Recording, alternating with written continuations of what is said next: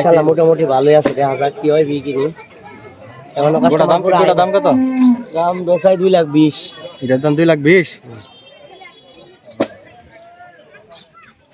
এই গরুটির দাম চাওয়া হয়েছে 2,20,000 টাকা চাওয়া।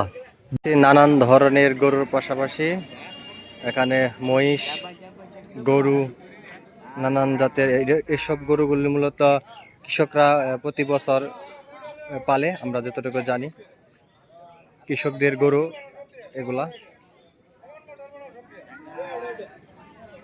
গরু, মহিষ সবকিছু আমরা দেখতে পাচ্ছি এখানে আছে। যত সময় বাড়ছে এখানে কিন্তু গরু এবং মহিষের সংখ্যা বাড়ছে। আমরা এই মহিষ কি আপনার? দাম কেমন চাইছেন? 4.5 লাখ একটা। সরি, তখন আমি হয়তো 2.5 লক্ষ টাকা বলছিলাম, এখন নতুন করে জানতে পারলাম এই এক একটা মহিষের দাম এখানে চাওয়া হচ্ছে 3.5 লক্ষ টাকা করে। একটি মহিষের দাম চাচ্ছে 3.5 লক্ষ টাকা।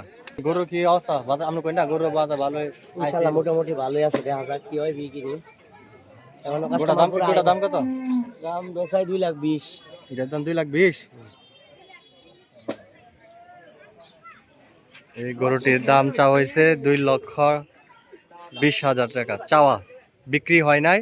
বাজারে বিক্রেতার দাম চাইছে 2,20,000।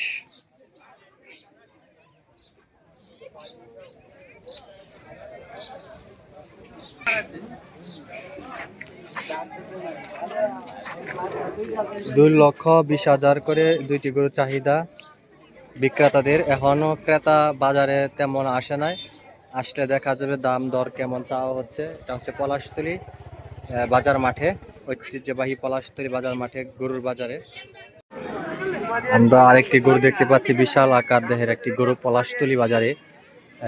আমরা গরুটি দেখতে পাচ্ছি, দেখেন কালো রঙের হলো গরুটি, কিন্তু দেখতে খুবই চমৎকার আকর্ষণীয়।